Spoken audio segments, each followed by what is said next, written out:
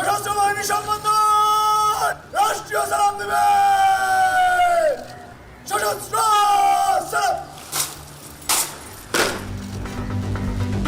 জাতির সূর্য সন্তানদের বিনম্র শ্রদ্ধায় স্মরণ। বিজয় দিবসে নির্বাচনের সময় জানালেন প্রধান উপদেষ্টা। 2025 সালের শেষের দিকে নির্বাচন অনুষ্ঠান হয়তো সম্ভব হবে। নির্বাচনের সময়সীমা নিয়ে প্রধান উপদেষ্টার বক্তব্যকে স্বাগত বিএনপি নেতাদের। দ্রুত সুনির্দিষ্ট রোড ম্যাপ দাবি।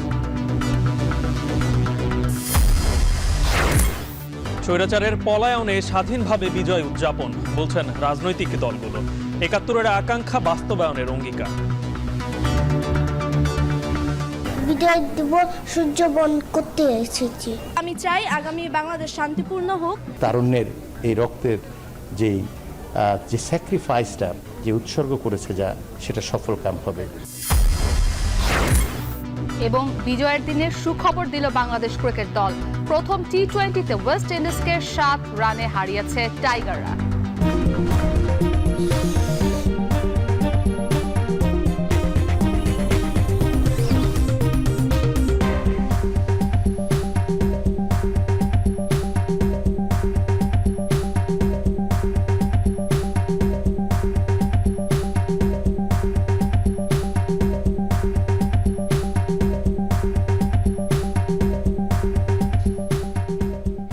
স্বাগত এখন দুপুরে। বিজয়ের শুভেচ্ছা জানিয়ে শুরু করছি আমাদের আজকের এখন দুপুরের আয়োজন। সাথে আছে আমি ইসরাত মুক্তি আর আমি গালিব ইবনে রিয়াজ। মুক্তি, আপনার যেই নাম মুক্তি, নিশ্চয়ই এই মুক্তি এই দিনে বাংলাদেশে যে বিজয় উদযাপন, আজকের যে বিজয় দিবস, এই মুক্তির যেই স্বাদ সেটি কিন্তু বাংলাদেশ আজকের এই দিনে 1971 সালে পেয়েছিল। এবং জাতির যেই সূর্য সন্তানরা সেই সময় যারা তাদের তাজা রক্ত দিয়ে এই দেশটাকে স্বাধীন করেছেন, তাদেরকে আজকে জাতি স্মরণ করছেন। আবার আজকের এই বিজয় দিবসটা কিন্তু একটু ভিন্ন প্রেক্ষাপটেও। গত 16 থেকে 17 বছরে এক যে স্বৈরাচার যে সরকার, তার পতনের পরে জাতি যেভাবে আজকের এই বিজয় দিবস উদযাপন করছে, সেটি নিশ্চয়ই অন্য যে কোনো বিজয় দিবসের থেকে একটু হলেও আলাদা। আর যেই সরকার এখন ক্ষমতায় রয়েছে, তাদের সব থেকে অন্যতম বড় যে কাজ সেটি হচ্ছে নির্বাচন দেওয়া, সুষ্ঠু একটা নির্বাচন দেওয়া। আজকে প্রধান উপদেষ্টা তার জাতির উদ্দেশ্যে ভাষণে সেই নির্বাচনটি কখন হতে পারে তার একটি ধারণা তিনি দিয়েছেন। একদমই আপনি ঠিক বলেছেন যে ভিন্ন আবহে এবারের আমাদের বিজয় দিবসটি। কারণ আমরা আসলে একটি গণঅভ্যুত্থানের পর যখন আমরা একটি নতুনভাবে বাংলাদেশকে সাজানোর স্বপ্ন দেখছি, সেই চেষ্টায় সেই পথে আমরা হাঁটছি, ঠিক সেই সময় এবারের বিজয় দিবসটি আসলে চলে এলো। এবং এবারে যারা স্মৃতিসৌধে শহীদদের প্রতি শ্রদ্ধা জানাতে এসেছিলেন, তাদের সবার কণ্ঠেই কিন্তু সেই সুরটি ছিল যে আমরা নতুন একটি বাংলাদেশকে দেখতে চাই। এবং যে অভ্যুত্থানের মাধ্যমে আমরা এবারের যে স্বাধীনতাটা দ্বিতীয়বার যেটিকে আমরা বলছি, এটি যেন কোনো মতে বিফলে না যায়, সে কথাই বলছিলেন। এবং যে কথাটি আপনি আরেকটু বলছিলেন যে প্রধান উপদেষ্টা আজ সকালে জাতির উদ্দেশ্যে ভাষণ দিয়েছেন, সেখানে তিনি যে নির্বাচনটি হবে সবার বহুল আকাঙ্ক্ষিত তার একটি ইঙ্গিত দিয়েছেন এবং বলেছেন যে যদি সংস্কার কাজ শেষ হতে যদি একটু সময় লাগে, তাহলে হয় 2025-এর শেষ অথবা 2026-এর শুরুতে নির্বাচন অনুষ্ঠিত হতে পারে। এই বিষয়ে আমাদের হাতে একটি প্রতিবেদন রয়েছে, আমরা সেখানে বিস্তারিত দেখব। বিজয়ের 54 বছর এলো এমন এক সময়ে যখন বৈষম্যহীন সমাজ করতে পুরো বাংলাদেশ এক বিন্দুতে। আর সেই স্বপ্ন বাস্তবায়নে দায়িত্বপ্রাপ্ত অন্তর্বর্তী সরকারের প্রথম বিজয় দিবস। সকাল 10টায় দেশবাসীকে বিজয় দিবসের শুভেচ্ছা জানিয়ে জাতির উদ্দেশ্যে ভাষণ শুরু করেন সরকারের প্রধান উপদেষ্টা ডক্টর মোহাম্মদ ইউনূস। সকলকে বিজয়ের মাসের শুভেচ্ছা জানাচ্ছি। হাজার হাজার শহীদ এবং আহতদের আত্মত্যাগ এবং ছাত্র জনতার ঐক্যের মাধ্যমে যে গণ অভ্যুত্থান হয়েছে, তা দেশের ভেতর এবং বাইরে থেকে ব্যর্থ করার চেষ্টা চলছে জানিয়ে সবাইকে সতর্ক থাকার আহ্বান জানান। দেশের ভেতরে এবং বাইরে থেকে জনতার অভ্যুত্থানকে ব্যর্থ করার জন্য বিপুল অর্থ ব্যয়ে নানা ভঙ্গিতে তাদের চেষ্টা চালিয়ে যাচ্ছে। পাচার করা হাজার হাজার কোটি টাকা তাদের আয়ত্তে রয়েছে, তাদের সুবিধাভোগীরা সর্বত্র ছড়িয়ে আছে।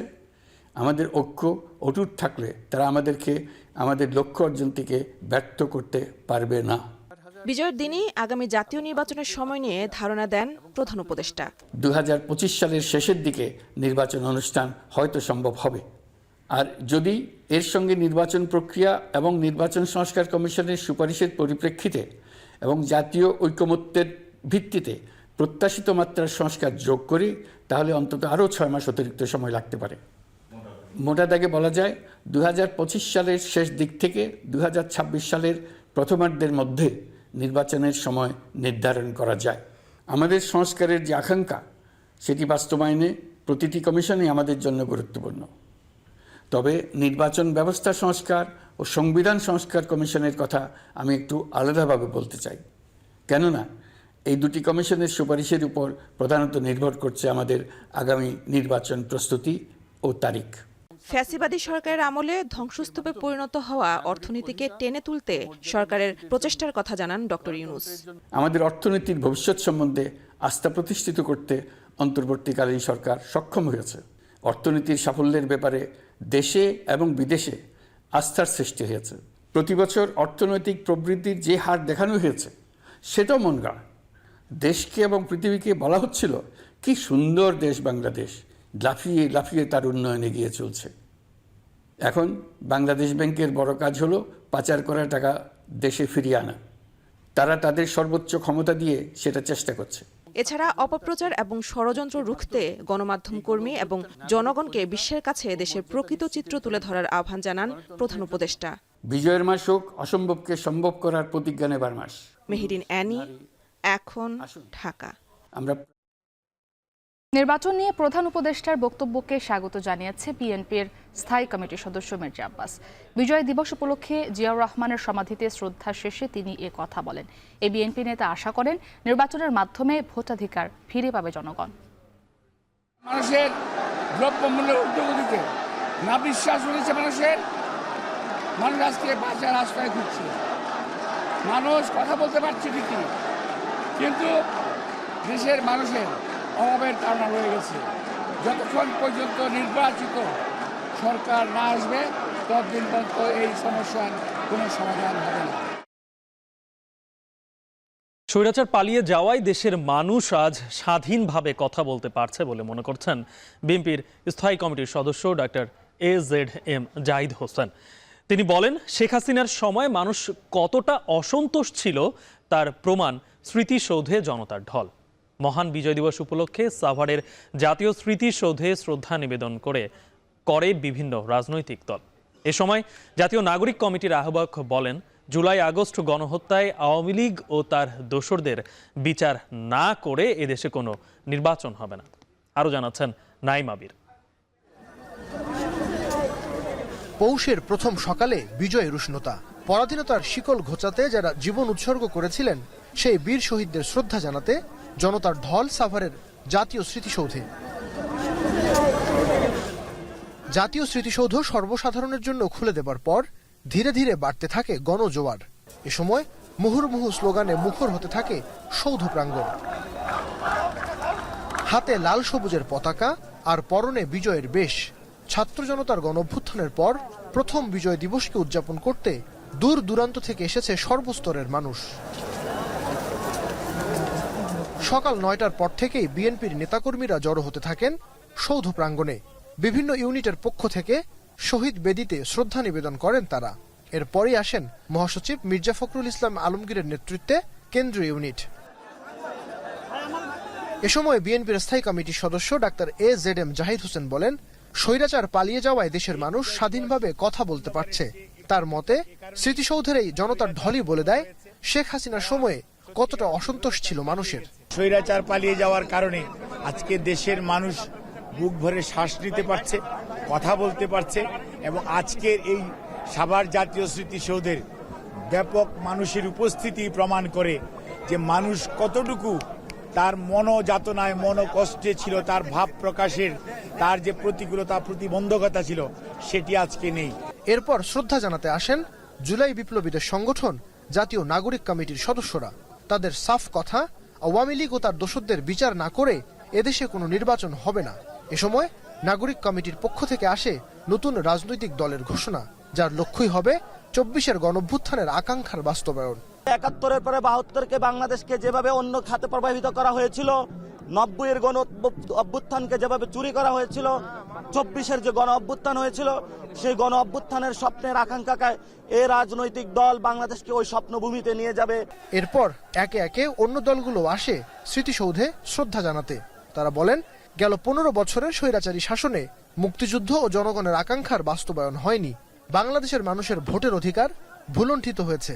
53 বছরে মুক্তিযুদ্ধের আকাঙ্ক্ষা পূরণ হয় নাই। রাজনীতিবিদরা মুক্তিযুদ্ধের আকাঙ্ক্ষা পূরণে জনগণের সঙ্গে প্রতারণা করেছে, তারা ব্যর্থ হয়েছে, যার ফলেই কিন্তু আজকে নতুন প্রজন্ম বা তরুণরা নেতৃত্বে এসেছে।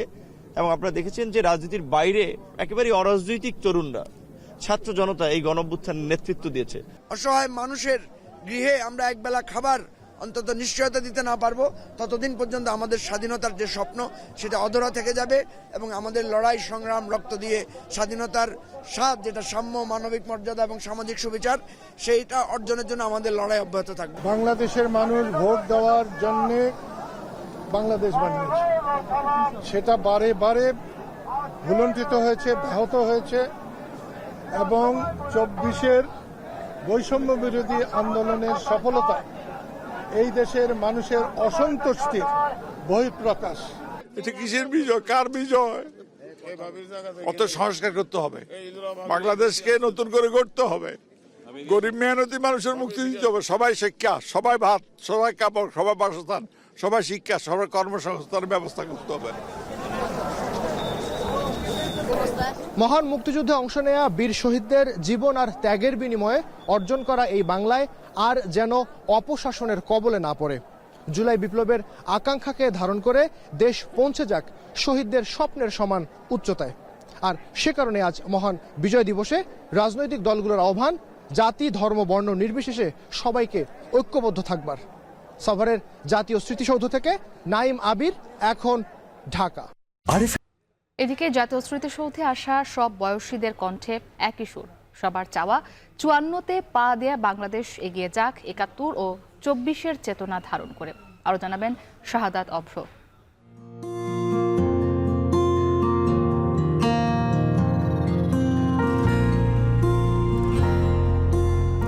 কুয়াশা মাখা সকালে বাঙালি জাতির বীরত্বের মহানায়কদের স্মরণ করতে স্মৃতির এই সৌধে পুরো বাংলাদেশ। রক্তের দামে লেখা ইতিহাস ভোরের এই রোদের মতোই রঙিন। 71-এর 9 মাসের রক্তে লেখায় রচিত মহাকাব্য পূর্ণতা পেয়েছে 16ই ডিসেম্বর। বিজয়ের সেই আনন্দ বছর ঘুরে হাজির হয় স্মৃতির সৌধ থেকে দেশের প্রতিটি কোনায় কোনায়। বিজয় দিবসের ভোরে রাষ্ট্রীয় আনুষ্ঠানিকতা শেষে যখন গর্বের মিনার সর্বসাধারণের জন্য খুলে দেওয়া হয়, জাতীয় স্মৃতিসৌধ পরিণত হয় বর্ণিল লাল সবুজের পতাকায়। সবার মনে প্রাণে ও পোশাকে আগাগোড়া যেন বাংলাদেশকে ধারণ করা হয়েছে।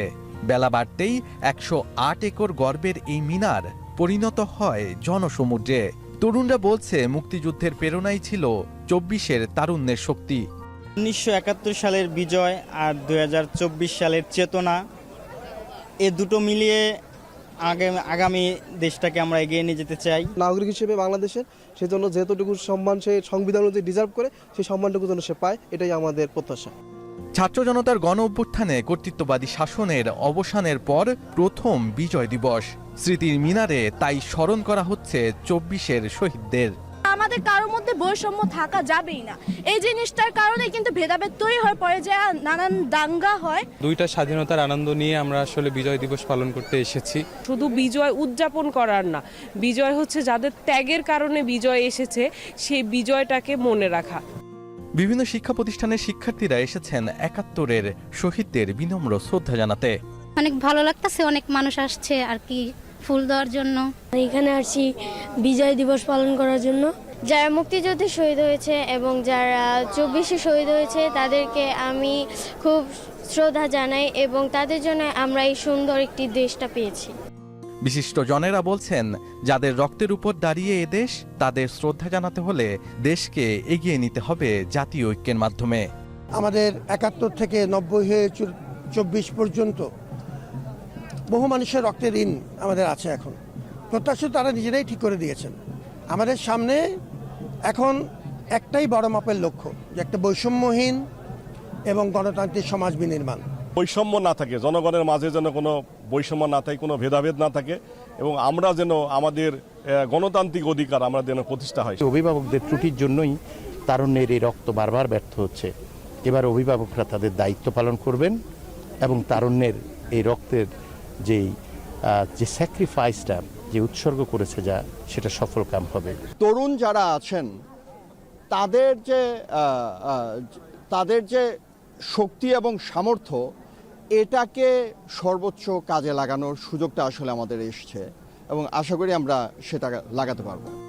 দেশ স্বাধীন হয়েছে যাদের ত্যাগ আর তিতিক্ষায়, তারাও ফুল দিয়ে স্মরণ করছে বন্ধু ও সহযোদ্ধাদের।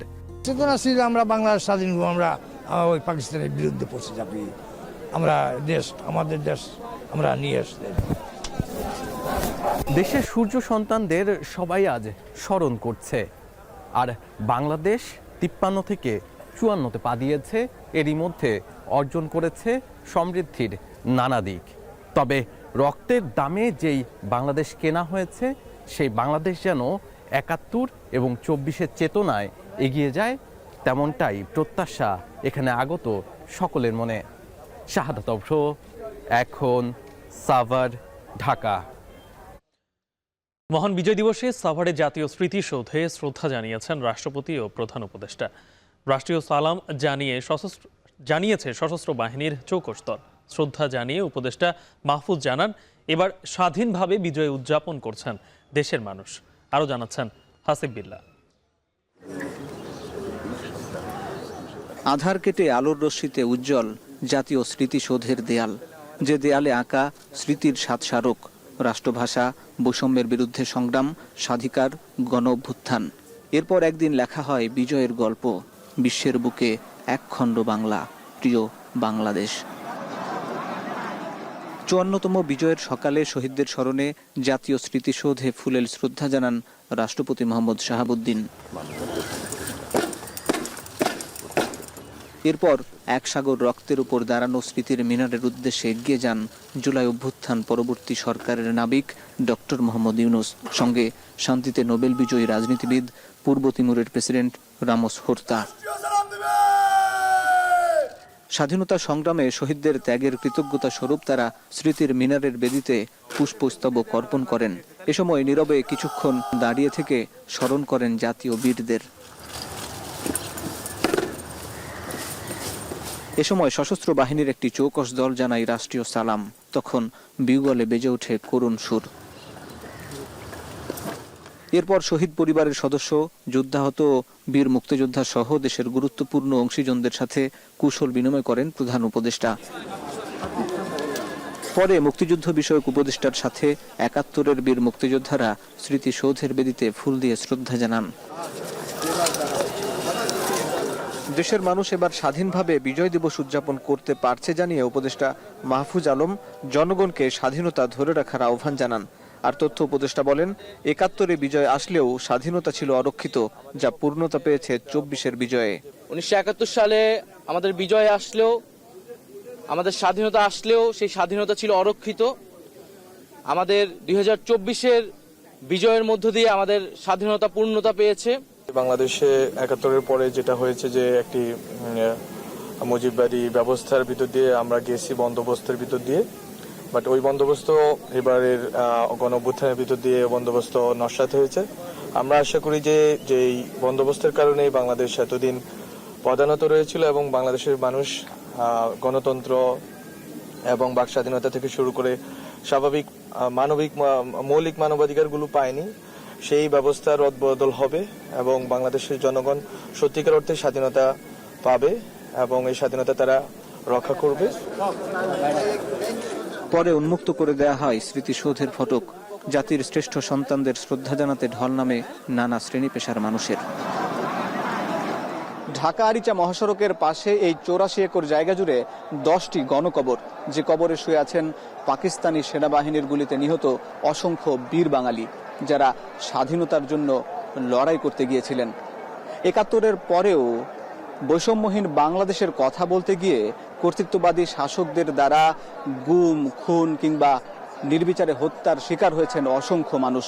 যার জলজলে উদাহরণ 24-এর গণঅভ্যুত্থান। তাই 24-এর সাথে 52, 54, 56, 62, 66, 69 কিংবা 71-এর এই যে ত্যাগের স্মারক একই সূত্রে গাথা, যে সুতা মুক্তির, যে সুতা বিজয়ের। জাতীয় স্মৃতিসৌধ থেকে হাসিব বিল্লাহ, এখন, ঢাকা।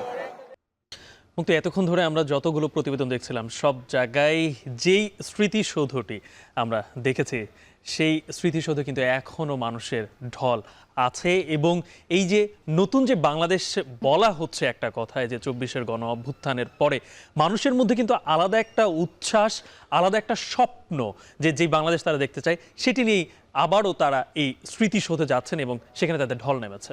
এই যে যারা আসছেন এবারে স্মৃতিসৌধে শ্রদ্ধা জানাতে, তারা আসলে কি বলছেন সেই বিষয়ে আমরা একটু জানবো। সেই বিষয়ে জানাতে আমাদের সঙ্গে যুক্ত আছেন সহকর্মী সাজিদ আরাফাত এবং তানজিলা খান মিম।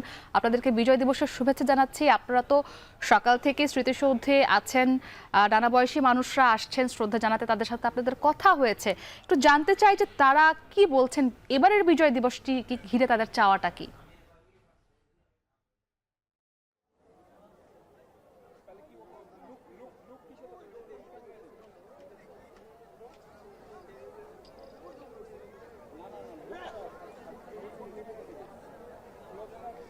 মুক্তি, আপনাকে বিজয়ের শুভেচ্ছা জানাচ্ছি। এবং আজকে যে 16 ডিসেম্বর 1971-এ এই দিনে বাংলাদেশ যে বিজয় অর্জন করেছিল, তার জন্যই কিন্তু এই যে আজকে এই যে স্মৃতির উদ্দেশ্যে যে স্মৃতিসৌধ, সেখানে কিন্তু অসংখ্য মানুষের ঢল নেমেছে। আমরা দেখেছি, আমরা ভোর থেকে ছিলাম, এই মুহূর্তে দুপুর পেরিয়ে গেছে, দুপুর 2টা পেরিয়ে গেছে, এখনও কিন্তু মানুষের স্বতঃস্ফূর্ত অংশগ্রহণ আমরা দেখছি। এবং আপনি যে প্রশ্নটি করছিলেন, এখানকার মানুষের চাওয়া কি, নাগরিক হিসেবে আসলে আপনার আমাদের গণমাধ্যম কর্মী হিসেবে যেই চাওয়া, গণমানুষের কিন্তু একই চাওয়া। সেই চাওয়াটি হলো বাংলাদেশের যে বিজয় অর্জন হচ্ছে, সেই অর্জনটি যেন সুরক্ষিত থাকে, সমন্বিত থাকে। সেই বিষয় নিয়ে আমরা কিন্তু অনেকের সঙ্গে এখানে গল্প করছিলাম, আলাপ করছিলাম যে তারা আসলে কি চান। এই যে 71 পরবর্তী এবং 24 পরবর্তী যে আন্দোলন হলো, গণ আন্দোলন, তারপরে প্রথমবারের মতো বিজয় দিবস উদযাপন করছে পুরো জাতি।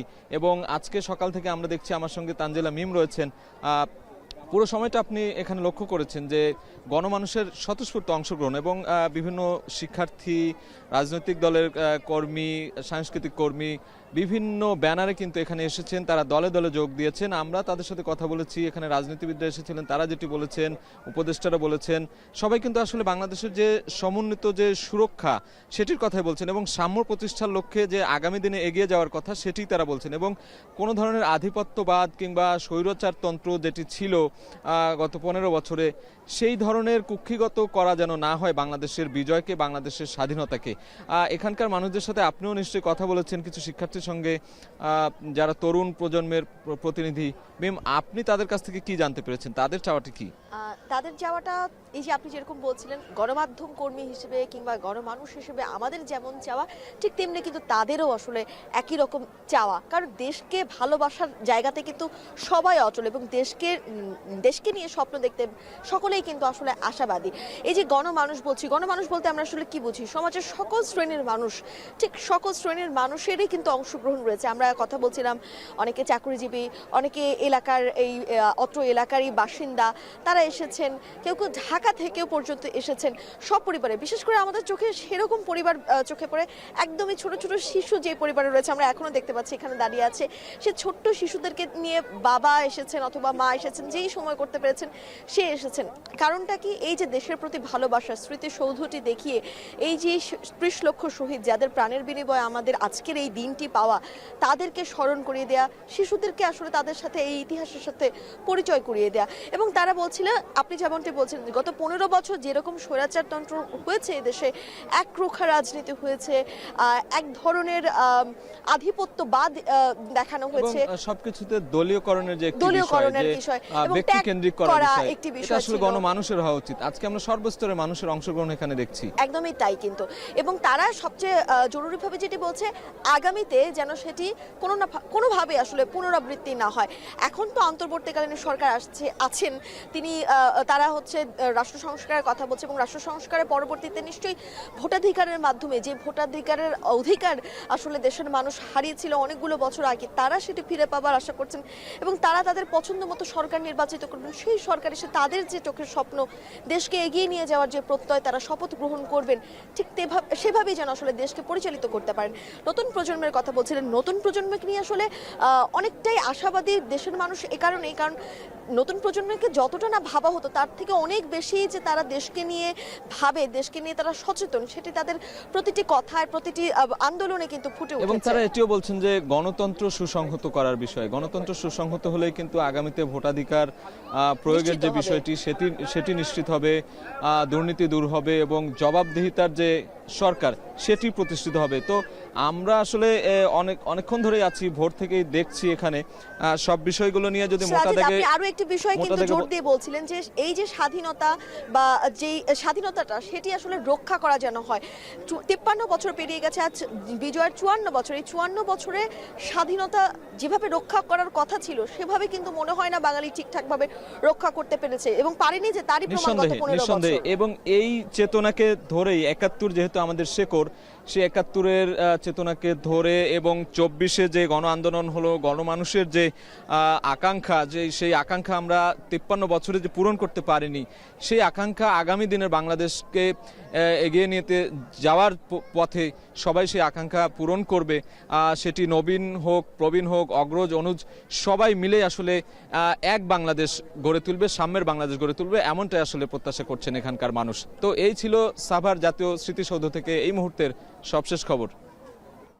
সাভার জাতীয় স্মৃতিসৌধে এখনো শ্রদ্ধা নিবেদন করতে আসেন বিভিন্ন শ্রেণী পেশার মানুষ। সে খবর জানাতে আমাদের সঙ্গে যুক্ত ছিলেন আমাদের সহকর্মী সাজিদা রাফাত এবং তানজিলা খান মিম। স্বাধীনতা বিক্রি করে আওয়ামী লীগ ভারত পালিয়েছে বলে মন্তব্য করেছেন জামাত আমির ডক্টর শফিকুর রহমান। বিজয় দিবস উদযাপন উপলক্ষে জামাত ইসলামী ঢাকা মহানগর দক্ষিণ আয়োজিত সমাবেশে তিনি জানান, সংস্কার বা নির্বাচন আয়োজনে শিথিলতা বরদাস্ত করা হবে না। অন্যদিকে রাজধানী সহ দেশের বিভিন্ন প্রান্তে বিজয় র্যালি করে ইসলামী ছাত্র শিবির। আরও জানাচ্ছেন জাওয়াদ মাহমুদ। নগর থেকে প্রান্তের প্রতিটি মানুষ যখন বিজয় উদযাপন করছে, সে সময় রাজধানীতে বর্ণাঢ্য এক র্যালি করে ছাত্র শিবির। বাইতুল মোকাররম থেকে শুরু হওয়া বিজয় শোভাযাত্রায় যোগ দেয়া তরুণ কর্মী সমর্থক ও নেতারা বলছেন, সার্বভৌমত্ব রক্ষা ও ভারতীয় আগ্রাসনের বিরুদ্ধে সোচ্চার থাকবে তারা। পাকিস্তানের বিরুদ্ধে যুদ্ধ করে আমাদের দেশকে স্বাধীন করেছে। অসংখ্য শহীদ ভাইয়ের ত্যাগের বিনিময়ে আমরা যেই দেশকে স্বাধীন করতে পেরেছি, সেই দীর্ঘ 16 বছর স্বৈরাচার পতনের পরে আমরা আবার নতুন একটি বাংলাদেশ পেয়েছি। আমি শেখ হাসিনার নেতৃত্বে বাংলাদেশের মানুষের উপরে ভারতের শাসন চাপিয়ে দেওয়া হয়। আমরা চাই এমন একটি দেশ যেখানে মত প্রকাশের স্বাধীনতা থাকবে। বেলা 9:30টায় বিজয় দিবস উদযাপন করতে রাজধানীর পল্টন মোড়ে জামায়াত ইসলামী ঢাকা মহানগর দক্ষিণের উদ্যোগে সমাবেশ আয়োজন করা হয়। বর্ণিল সাজের এই সমাবেশে রং বেরঙের banner, festoon, cap, T shirt পরে হাজির হন নেতাকর্মীরা। সমাবেশে প্রধান অতিথির বক্তব্য রাখেন জামায়াতের আমির ডাক্তার শফিকুর রহমান। বলেন, অভ্যুত্থান পরবর্তী জন আকাঙ্ক্ষাকে প্রাধান্য দিয়েই নতুন বাংলাদেশ গড়তে হবে। আওয়ামী লীগ স্বাধীনতাকে ছিনতাই করে মানুষের অধিকার হরণ করেছিল। বাংলাদেশকে তারা তাদের জমিদারি মনে করে নিয়েছিল, জনগণকে তারা তাদের প্রজা এবং ভাড়াটিয়া বানিয়েছিল, আমাদের সন্তানদের মুখের গ্রাস কেড়ে নিয়েছিল, মেধাকে পায়ের তলে দোলন করে ক্যাডার ভিত্তিক বাংলাদেশে গঠন করার চেষ্টা করেছিল। 71-এর পর 24-এর রক্তদান যেন বৃথা না যায়, সে বিষয়ে সতর্ক থাকার আহ্বান জানিয়ে তিনি বলেন, বাংলাদেশের মানুষের ভোটাধিকার ফিরিয়ে দিয়ে সুষ্ঠু নির্বাচন অনুষ্ঠিত করতে হবে। সংস্কার বা নির্বাচনে শিথিলতা বরদাস্ত করা হবে না বলেও হুঁশিয়ারি দেন তিনি। 15.5 বছরে কিছু আবর্জনা, কিছু জঞ্জাল তৈরি হয়েছে, সেই জঞ্জাল পরিষ্কার করতে হবে। নির্বাচনের সুষ্ঠু পরিবেশ নিশ্চিত করতে হবে। জনগণের ভোটার তালিকা শুদ্ধ এবং সুষ্ঠু করতে হবে। দেশের জনগণের করতে হবে, বিদেশে আমাদের প্রবাসীরা যারা আছে তাদেরও এই তালিকায় অন্তর্ভুক্ত করে আগামী নির্বাচন হবে ইনশাআল্লাহ। শুধু ঢাকায় নয়, বন্দরনগরী চট্টগ্রাম সহ দেশের বিভিন্ন প্রান্তে বিজয় শোভাযাত্রা করেছে জামায়াত ও এর সহযোগী সংগঠনগুলো। বিজয় দিবস উদযাপনে আসা নেতাকর্মীদের মত, আগামীর বাংলাদেশ যেন হয়ে ওঠে সাম্য, মানবিক মর্যাদা ও ন্যায় বিচারের এক উর্বর ভূমি। জাওয়াদ মাহমুদ, এখন, ঢাকা। বিজয় দিবসে চট্টগ্রামের নেভাল জেটিতে সাধারণের জন্য উন্মুক্ত করা হয়েছে নৌবাহিনীর যুদ্ধজাহাজ বা নৌজা সমুদ্র অভিযান। এমন যুদ্ধজাহাজ দেখার সুযোগ নগরবাসীর ছুটির দিনের আমেজে যোগ করেছে ভিন্ন মাত্রা। এ নিয়ে আরও জানাতে সেখান থেকে আমাদের সঙ্গে যুক্ত হয়েছেন ফায়সাল করিম। ফায়সাল, জানতে চাই যুদ্ধজাহাজ দেখতে দর্শনার্থীদের ভিড় কেমন দেখছেন, এবং এটি ছাড়াও চট্টগ্রামে এবারে বিজয় দিবসকে উদযাপন উপলক্ষ করে আর কি কি আয়োজন রয়েছে?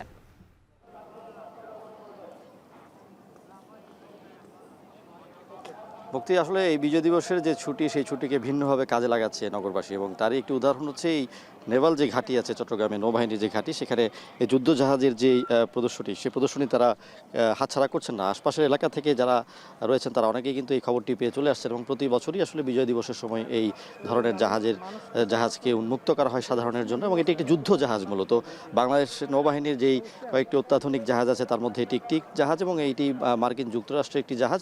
বিশ্বের বিভিন্ন সমুদ্র অভিযান কিংবা সমুদ্র মহড়ায় কিন্তু এই জাহাজ অংশ নিয়েছে, এবং 2016 সালে এটি নৌবাহিনীর কমিশন প্রাপ্ত হয়, এবং প্রায় 400 ফিট লম্বা একটি জাহাজ দেখা যাচ্ছে। এবং এখানে কিন্তু দেখছেন যে এখন কিন্তু অনেক মানুষ আসছেন, এবং দলে দলে পরিবার নিয়ে, পরিজন নিয়ে ছুটির দিনের যে আমেজ, সেটিকে ভিন্নভাবে তারা উদযাপন করছেন।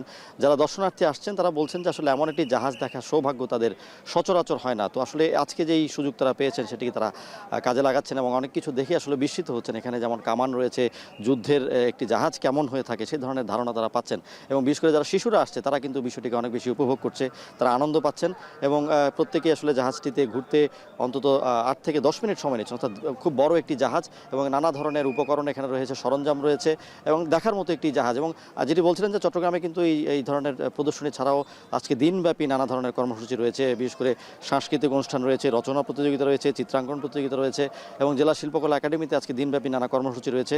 এবং আমরা যেটি দেখেছি আসলে সকাল থেকে যে কর্মসূচিগুলো ছিল তার মধ্যে উল্লেখযোগ্য ছিল যে জাতীয় যে সেখানে যে অস্থায়ী স্মৃতিসৌধ আছে, সেই স্মৃতিসৌধে কিন্তু মেয়র এবং যারা প্রশাসনের কর্মকর্তারা আছেন তারা এই স্মৃতিসৌধে পুষ্পস্তবক অর্পণ করেন, এবং তার পরপরই মুক্তিযোদ্ধাদের সংবর্ধনা কিংবা জাতীয় পতাকার যেই আনুষ্ঠানিকতাগুলো আছে সেগুলো কিন্তু জেলা প্রশাসনের পক্ষ থেকে নেওয়া হয়েছে। এবং আমরা দেখেছি আজকে কিন্তু চট্টগ্রাম জুড়ে এক ধরনের উৎসবের আমেজ আছে, এক ধরনের বিজয় উদযাপনের যে আমেজ বা অনুভূতি, সেটি কিন্তু মানুষের মধ্যে প্রকাশ পাচ্ছে। মুক্তি, চট্টগ্রাম থেকে আমাদের সঙ্গে যুক্ত ছিলেন ফায়সাল করিম। 1971 সালের 16 ডিসেম্বরে বাংলাদেশের বিজয়কে ভারতের ঐতিহাসিক বিজয় বলে নরেন্দ্র মোদীর দাবির কঠোর সমালোচনা করেছেন বৈষম্য বিরোধী ছাত্র আন্দোলনের আহ্বায়ক হাসনাত আব্দুল্লাহ। ফেসবুকে স্ট্যাটাসে তিনি লেখেন, তার এই বক্তব্য বাংলাদেশের স্বাধীনতা, সার্বভৌমত্ব ও অখণ্ডতার প্রতি সরাসরি হুমকি। হাসনাত আব্দুল্লাহ লেখেন, 1971 সালের যুদ্ধ ছিল বাংলাদেশের মুক্তিযুদ্ধ, যা পাকিস্তানের বিরুদ্ধে বাংলাদেশের স্বাধীনতার জন্য সংগঠিত হয়েছিল। কিন্তু মোদি দাবি করেছে এটি শুধু ভারতের যুদ্ধ এবং তাদের অর্জন।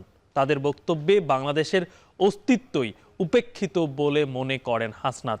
নরেন্দ্র মোদীর বক্তব্যকে বাংলাদেশের স্বাধীনতার ওপর হুমকি উল্লেখ করে তার বিরুদ্ধে লড়াই চালিয়ে যাওয়ার কথা বলেন বৈষম্য বিরোধী ছাত্র আন্দোলনের আহ্বায়ক।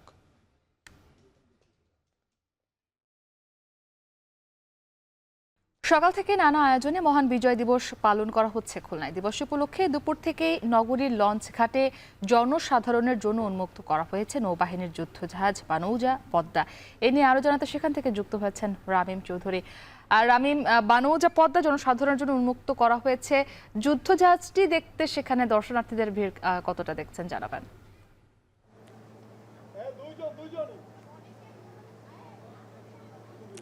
মুক্তি, প্রতি বছরই কিন্তু বিজয় দিবসে নৌবাহিনীর যে যুদ্ধজাহাজের প্রদর্শনী সেটি কিন্তু হয়ে থাকে। এবছরও কিন্তু তার ব্যত্যয় ঘটেনি। আজকে আমরা দেখেছি যে দুপুর 2টার পর থেকে কিন্তু নৌবাহিনীর একটি যুদ্ধজাহাজ বানৌজা পদ্মা সেটি কিন্তু প্রদর্শনীর জন্য এই যে লঞ্চঘাট রয়েছে খুলনা, সেই লঞ্চঘাটে রাখা হয়েছে। আপনি দেখতে পাচ্ছেন এই যে জাহাজটি রয়েছে এটি কিন্তু নৌবাহিনীর একটি যুদ্ধজাহাজ, এবং এই যুদ্ধজাহাজই কিন্তু দেখতে বেশ অনেক মানুষই কিন্তু ভিড় করেছেন। কিছুক্ষণ আগেই আমরা দেখেছি যে এই যুদ্ধজাহাজ প্রদর্শনীর জন্য উন্মুক্ত করা হয়েছে, এবং এরই মধ্যেই কিন্তু এখানে প্রচুর দর্শনার্থী এসেছেন, এবং তাদের সাথে আমরা কথা বলেছি। তারা যেটি বলছেন যে এই যে যুদ্ধজাহাজ বা নৌবাহিনীর যে কার্যক্রমগুলো সেগুলো কিন্তু সচরাচর সবাই দেখতে পারে না, যার ফলে এই কিছু দিবসগুলোতে কিন্তু এই যুদ্ধজাহাজগুলো উন্মুক্ত করা হয় জনসাধারণের জন্য, এবং সেটি কিন্তু তারা দেখতে আসছেন, এবং অনেক শিশুরা এখানে আসছেন। তারা এই নৌবাহিনীর বিভিন্ন কার্যক্রম দেখতে এবং এখান থেকে কিছু শিক্ষা নেওয়ার জন্য। এর পাশাপাশি আপনাকে একটু তথ্য দিয়ে রাখি, নৌবাহিনীর এই যে জাহাজটি রয়েছে বানুজা পদ্মা, এই জাহাজটি কিন্তু 2013 সাল নাগাদ কিন্তু এই জাহাজটি খুলনা শিপইয়ার্ড থেকে তৈরি করা হয় এবং 2013 সালের 24 জানুয়ারি এই জাহাজের যে মূল কার্যক্রম কমিশনিং সেটি কিন্তু হয়। এই যে জাহাজটি রয়েছে এই জাহাজটিতে কিন্তু 37 মিলিমিটার গান রয়েছে 4টি এবং 20 মিলিমিটার অলিকন গান রয়েছে 2টি। এর পাশাপাশি অন্যান্য যে সরঞ্জাম সেগুলো কিন্তু আছে ও একটি যুদ্ধজাহাজে যেগুলো থাকে। এই যে যুদ্ধজাহাজ, এই যুদ্ধজাহাজ কিন্তু সমুদ্র সীমা বা নৌসীমার যে জায়গাগুলো রয়েছে সেখানে নিরাপত্তার কাজে ব্যবহার করা হয়ে থাকে এবং সমুদ্র সীমায় যেন কোনো দুর্ঘটনা না ঘটে, যেন চোরাচালান না ঘটে, কোনো মাদকের যে চোরাচালানগুলো সেগুলো কিন্তু বেশিরভাগই নৌপথে করার চেষ্টা করে সব আশা যারা এগুলো করে থাকেন তারা।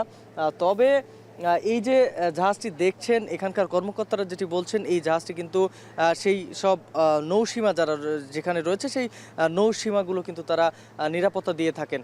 তো এখানের যারা সাধারণ মানুষ এসেছেন তারা কিন্তু বেশ সন্তোষ প্রকাশ করেছেন, যে কারণ যে এই নৌবাহিনীর বিভিন্ন কার্যক্রম কিন্তু তারা দেখার সুযোগ পান না কখনোই, বা এই যে জাহাজগুলোতে ওঠার সুযোগও কিন্তু তারা কখনো পান না, শুধুমাত্র এই দিবসগুলো ছাড়া। তো এই ছিল আমার কাছে খুলনা থেকে মুক্তি নৌবাহিনীর জাহাজ প্রদর্শনীর সবশেষ খবর। রামিম চৌধুরী যুক্ত ছিলেন খুলনা থেকে।